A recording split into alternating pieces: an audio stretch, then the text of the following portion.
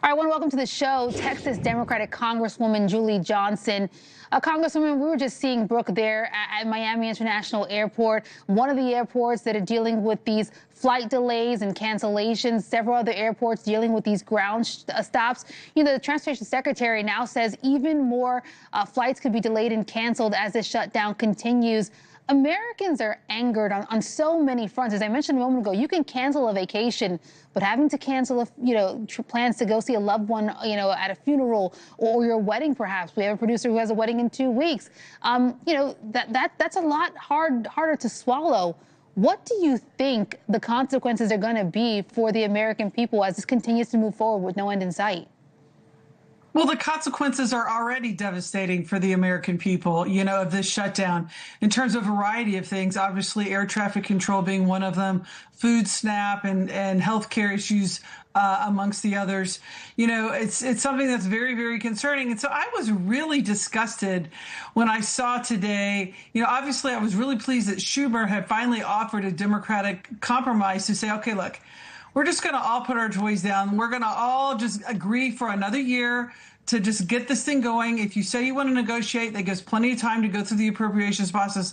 And I was so disgusted that Thune and Republicans just rejected that out of hand, saying, nope, you either accept this terrible deal that we've been rejecting or not. And we don't care how much pain it puts on the American people. I just think that's irresponsible governance. It's a lack of compassion that the Republicans are displaying for the American people. And Democrats, we've offered proposals to open the government, and the Republicans just keep rejecting them.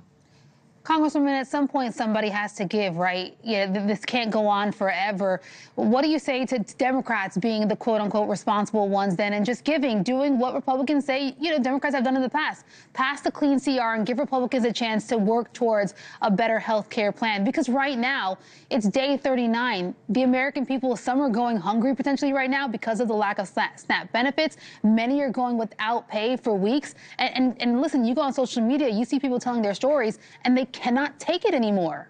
Right. It's terrible. Well, I think Democrats just did that. Democrats just were the responsible ones in the room that says, fine, okay, we're going to extend the ACA for just 1 year. We wanted a much longer, more protective deal for that. But that's a non-starter for Republicans. We're going to do it for a year. And if you want to have time to talk, then we're going to talk. But 32 million people are not going to lose their health care in the interim. I mean, I think that's the thing. They've had this whole time to negotiate. They've had this shutdown has been coming. They've had, since this bill was passed, they've had all of April, May, June, July, August, September, October to talk about health care. They have failed to do that. Now the time is here. The ACA is up. People's health cares are renewing. The open enrollment is now, and there is no time. So we've said, look, let's just continue on the way we've been all year. We're just going to continue on with the ACA as it is. Give yourselves another year. If you need more time, we'll reopen the government. That seems like a very reasonable position to me.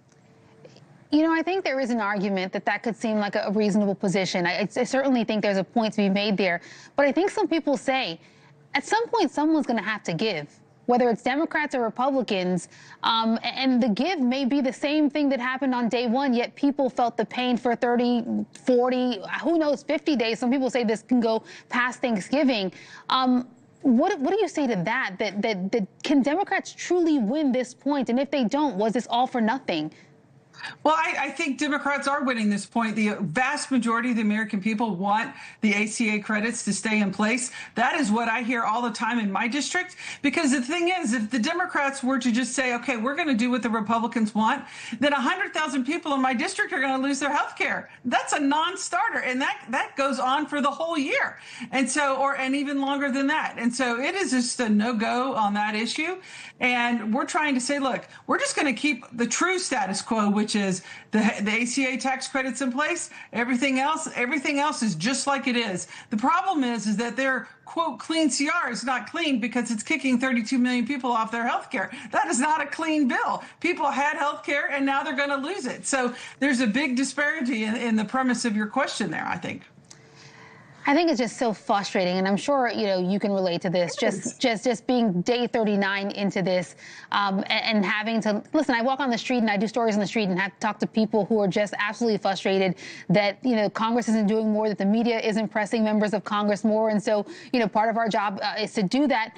Let me get your attention to this. The Supreme Court recently ruling, temporarily siding with the White House, pausing the court order that would have required the government to fully cover food stamp benefits for the American people.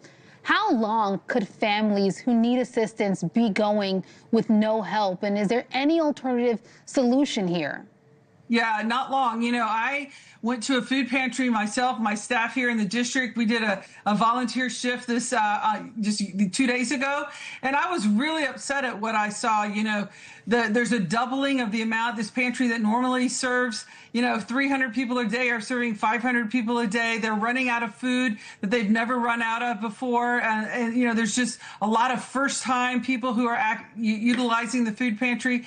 It was really, really upsetting. It was really important that I get there on the ground and that. I think but to your previous point, it is very upsetting. People are suffering, and it's a terrible situation, and people are going to go hungry, and it's why the shutdown needs to end. But at the same time, the answer cannot be to kick millions and millions of people off healthcare, because they need that too. We need air traffic to work. We need people to not starve, and we need people to have access to healthcare. It is not unreasonable to say that government can have all of those things, and one should not be at the peril of the other. And so I think that's really the rub where we are. But this hunger situation is terrible, and I implore everyone to get out and get involved in their community, donate, do what you can, check on your neighbors. We need compassion. We need humanity again back in this country. We need not to be so divided. Yeah, I'll tell you, the team here in the newsroom, we're just having conversations before the show about volunteering at a local food bank. That's all we can do right now while Congress has to figure this out. Congresswoman, I'm out of time, but really quickly, what are your thoughts in terms of how long this shutdown could last from what you're seeing? Well, I was very hopeful that we've been told to be put on standby to come back next Wednesday after Veterans Day. I'm glad to see that they're going to actually hold the Senate in over the weekend until they can get something. That would be the best case scenario. We're scheduled to be in the week of the 17th. And so if we can't get something done towards the end of next week, then for sure by Thanksgiving, it is ridiculous that this thing is going on this long. I'm ready to vote at any time to get this government reopened. But like I said, I was at a business the other day, and somebody stopped me. Congresswoman, I can't lose my health care. I just can't. I need this. I'm sick. I need this. Don't let them take it from me. I get stopped like that all the time. And so, I can't underemphasize how critically important it is to the American people that we keep them healthy and we keep them being able to go to the doctor, because they need to. Yeah, it's this battle between, I can't put food on my table this weekend and I, need to have health care next week, next month, potentially even right now. It's a frustrating time for the American people. I even imagine for members of Congress right now that our government isn't functioning, but hopefully that can get up and running very soon. Texas Democratic Congresswoman Julie Johnson, thank you so much for joining us. It's always my pleasure. Thank you so much.